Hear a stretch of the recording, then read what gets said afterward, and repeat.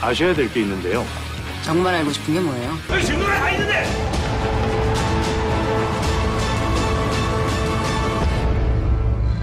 안녕하세요. 리뷰손입니다. 자, 오늘 여러분들과 이야기를 나눌 영화는 블랙머니. 예, 정지현 감독의 영화죠. 예, 지금 흥행 중입니다. 얼마 전에 그 다스베이다에서 100만을 기념해서 출연을 하셨죠. 조진웅 배우와 함께. 근데 뭐 조진웅 배우는 뭐 기여도 뭐 500만이라고 그러셨나요?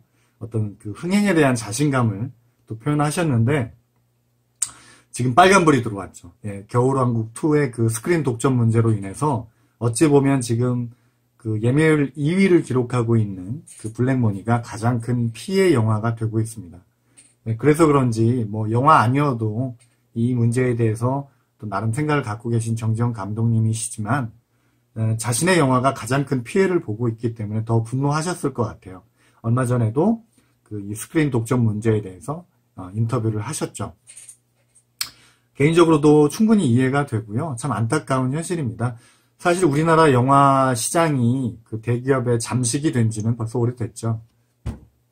지금은 뭐 중국 자본에까지도 지금 뭐 여러 회사들이 지분을 양도하면서 중국 자본도 무시 못하는 그런 시장이 되었습니다. 뭐 헐리우드도 여러분들 영화 보시다 보면 뭐 알리바바 픽처스니 그런 중국 자본이 들어온 영화라는 걸 일반 대중들도 아주 손쉽게 아실 수 있는 그런 장면들을 많이 보시게 될 거예요. 개인적으로 굉장히 좀 씁쓸하죠. 그 다양한 영화들이 대중들에게 이렇게 선보일 수 있는 그런 그 기회나 그런 조건들이 지금 많이 사라져가고 있습니다.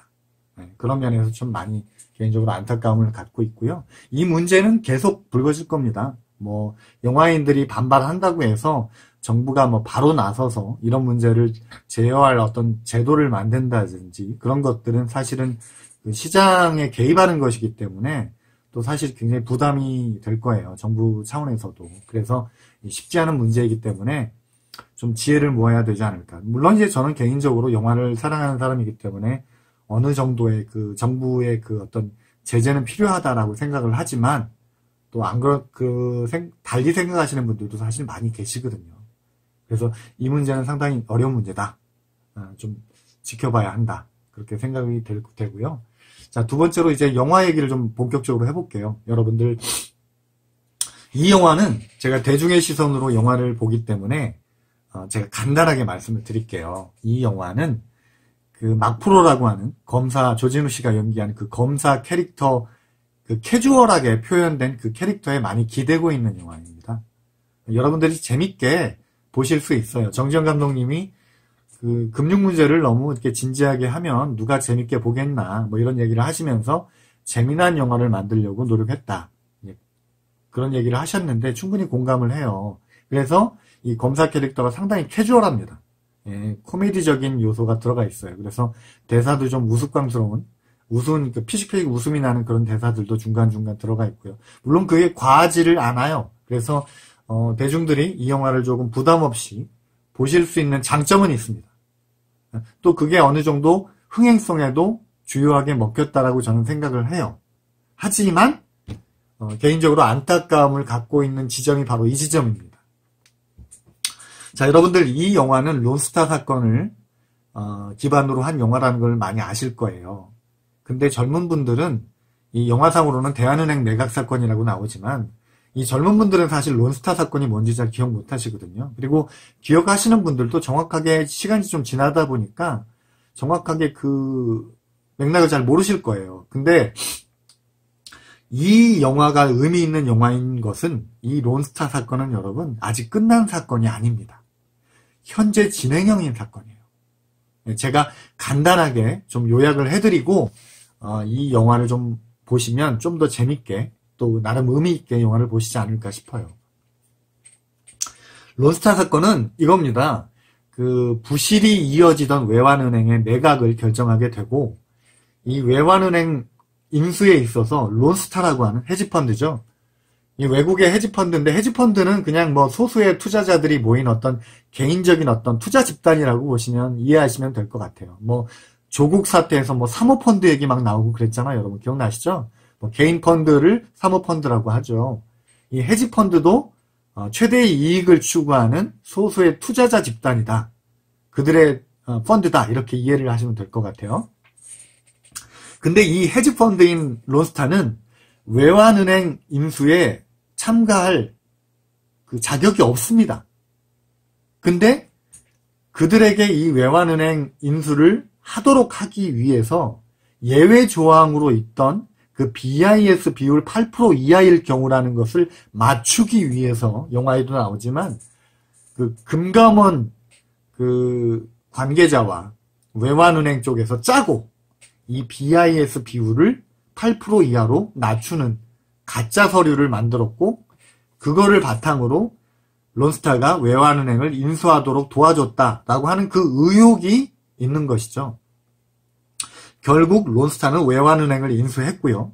얼마 지나지 않아 하나금융인가요? 우리나라 그 금융회사에 엄청난 차익을 남기고 외환은행을 매각하고 튀게 됩니다. 쉽게 말하면 먹튀인 거죠. 먹고 튀는 거죠. 무려 몇 조의 이득을 남깁니다. 몇 천억이 아니에요, 여러분. 몇 조의 이득을 남깁니다. 근데도 한국 정부의 방해로 우리가 3조 이상의 손실을 입었다라고 하면서 소송을 걸게 돼요. 국제소송을. 그 소송에서 지게 되면 우리나라가 5조 이상을 물어줘야 되는 겁니다. 소송 비용만 200억이 넘게 들어갔어요, 여러분. 근데 이 어마어마한 국민 세금을 날렸는데도 어느 누구도 책임을 지고 있지 않습니다. 구속된 사람이 없어요. 영화에도 나오지만. 뭐 은행장이라든지 뭐 금융원 간부라든지 이런 사람들 조사를 받다가 결국에는 다 무죄가 나왔습니다.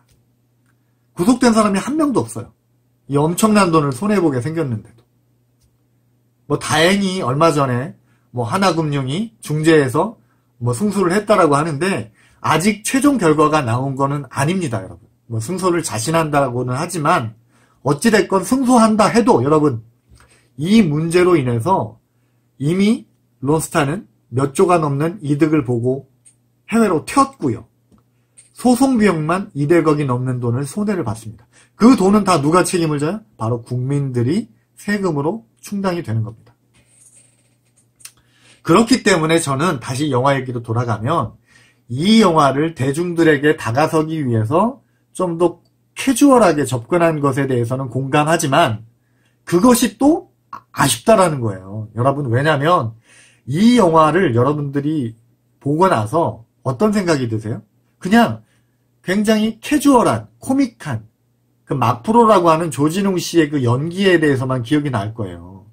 이 영화의 그 사회적인 기능으로 어떤 론스타 문제를 다시 끄집어내는 또 토론을 하게 되는 어떤 계기가 된다라든지 뭐 공론화의 어떤 계기가 된다라든지 이런 영화가 아니라 그냥 아 재미난 영화 잘 봤네 이러고 끝난다는 거죠.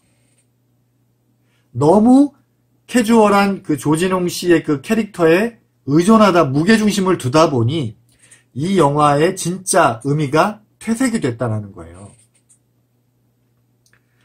사실은 이 코미디적인 장르 요소를 빼더라도 영화는 충분히 재밌게 만들 수 있습니다. 여러분들 그 빅쇼트라든지 마진콜이라든지 그 금융범죄를 다룬 영화들이 무게감이 있어도 충분히 재밌게 다가서잖아요.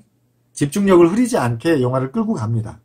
저는 개인적으로 좋아하는 감독님이기도 한데 이 정지영 감독님께서 좀 더 조금 웃음기를 좀 더 빼고 어떤 스토리 전개에 좀 더 이렇게 무게를 좀 두고 가셨더라면 어땠을까.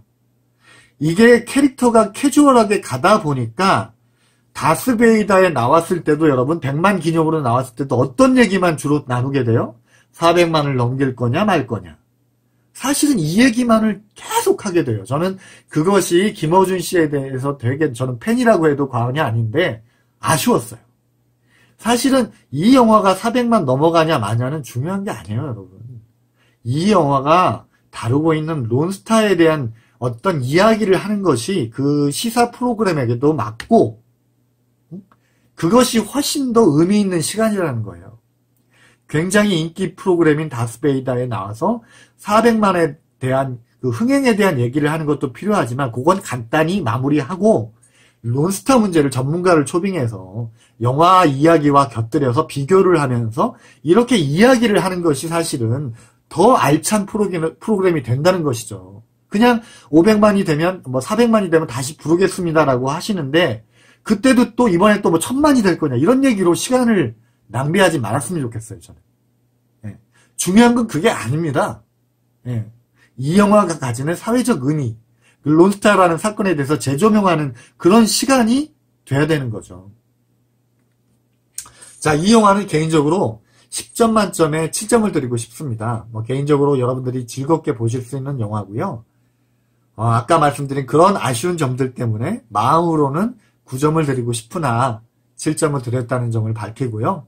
이 영화 보러 가십시오. 이 영화가 겨울왕국 2의 스크린 독점에도 불구하고 500만을 넘겨서 개인적으로는 론스타 문제에 대해서 좀 더 이렇게 방송에서 다뤄질 수 있는 어떤 마중물이 됐으면 좋겠다라는 것이 제 개인적인 생각이고요. 다스베이다나 김어준 씨가 혹시라도 이 영상을 보신다면 아까 말씀드린 것처럼 너무 흥행에만 의미 부여를 하지 마시고 론스타 문제를 좀 이렇게 대중들에게 다시 소개를 할 수 있는 그런 시간을 좀 만들어 주시면 어떨까 하는 것이 제 개인적인 바람입니다. 자, 오늘 영화 리뷰는 여기까지 하고요. 여러분들 꼭 보러 가시기 바라요. 네, 감사합니다.